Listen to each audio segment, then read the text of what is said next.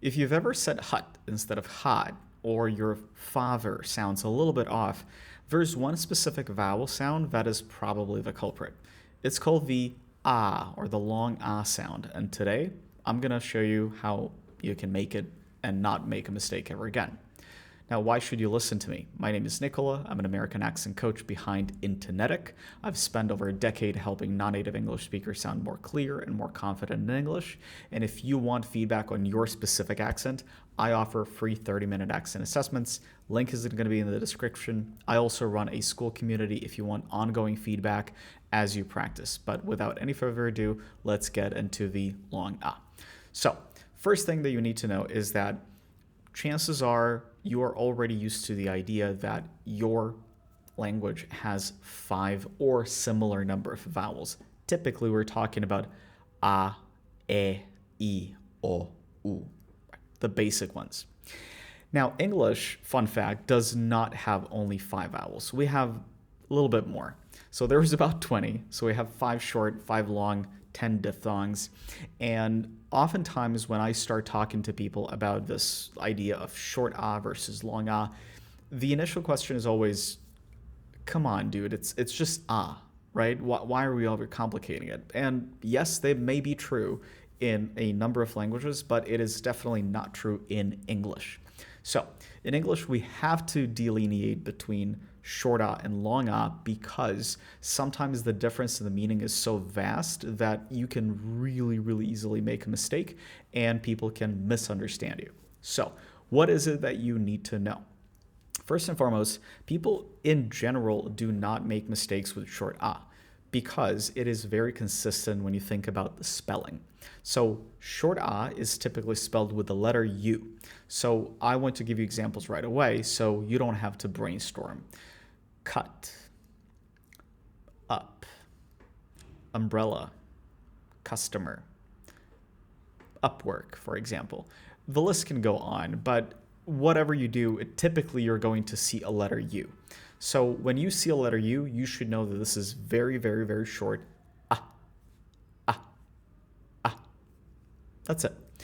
Now, conversely, when we talk about the long ah, it's not as straightforward. It's not as simple because long ah is a little bit tricky.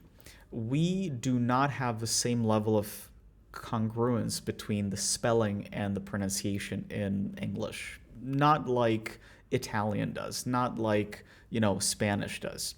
So a lot of times you cannot safely rely on the spelling to figure out the pronunciation. So with the long ah, you have 2 options.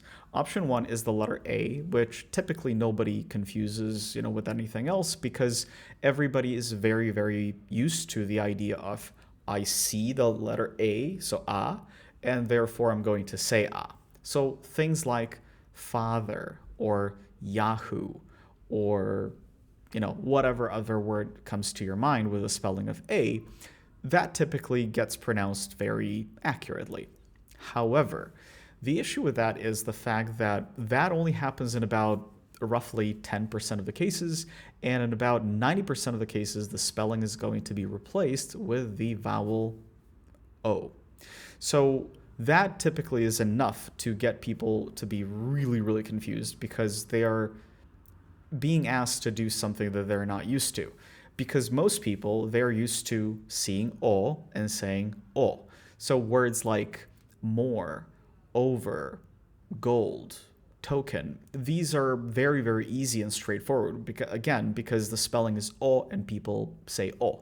So there I am coming to them and telling them, hey, by the way, you're going to come across a word that has a spelling of O and you really should be saying ah. And that is enough just people to just get completely lost. Now, I'm not saying that this is always going to be the case. However, you should definitely keep track of this because, for example, the word hot, as in not cold, that is spelled with H-O-T, right? I cannot tell you the number of times that I've had people say hot. Again, not a deal breaker. Sometimes people understand them, sometimes they don't. But in general American English, we want to go ahead and lean into that ah. So that's kind of the biggest hurdle. Not the fact that you don't know how to say the vowel ah. Everybody does. It's the fact that you need to break away from that habit that you have of seeing o and saying o. So some words are going to be easier than others, of course. So a lot of times I hear people say stop. No, we're going to do actually the long ah as well. So stop, stop, not, problem instead of problem, and not and stop. So again, you can compare not, not, stop, stop, product, product, contract, contract. So that's kind of the big hideaway. Now, there are three ways that you can kind of figure out, maybe even by yourself, on when it is that you need to be saying long ah as opposed to o. But it's very realistic that you're going to, find it a little bit difficult, at least in the beginning, trying to figure out where o is o and where o is ah. It's a little bit like driving with a blindfold on, because there's not a single cue that tells you, oh, it's going to be this or it's going to be that. So as I always say, you're going to need 3 strategies so that you can kind of start figuring it out. Strategy number 1 is literally listening and memorizing exactly what you hear. So if you hear somebody say stop as opposed to stop, by all means, memorize that and try and push yourself to say stop every, subsequent time. Over the, some amount of time, you're going to start slowly getting used to that and slowly starting to develop kind of pattern recognition when we talk about, which O is supposed to become an ah. After a while, I hear my private one-on-one students start telling me stuff like, that kind of feels like it could be an ah. And then when I ask them, why do you think that? And they say, I don't know, it just kind of feels like it is an ah. And anytime they're right, I tell them the same thing. Memorize it, because it's the easiest way to get it out of the way. You are working with a finite number of words that you can, memorize. And of course, you're not going to memorize a million words. Some are going to be easier than others. But after you repeat them several, 100 and 1,000 times, these are going to click. You're not going to actively be thinking about, oh, is this all an O or not? No, you're just going to memorize it, and that's it. Finally, one thing that you need to know is that, so the first one is memorization. The second one is, third one is going to be, of course, stress and rhythm. What do I mean by this?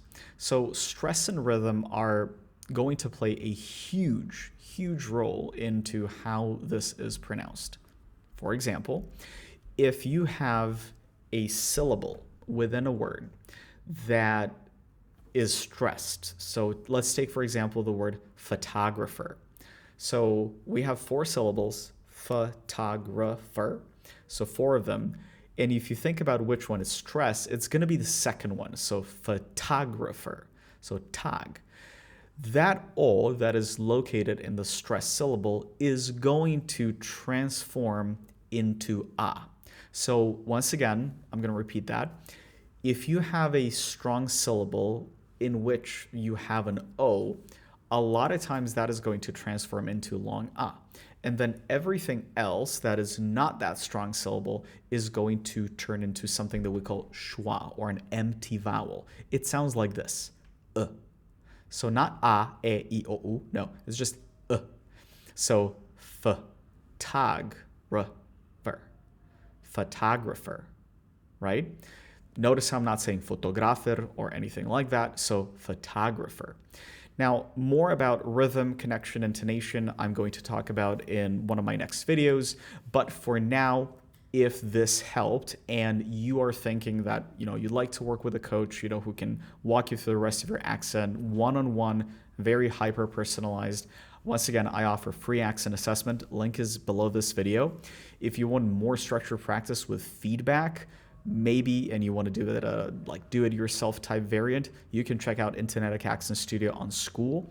Even if you don't book a session, at least you will know exactly where your accent stands. And I hope this was very, very insightful. I will see you in the next one. Thanks.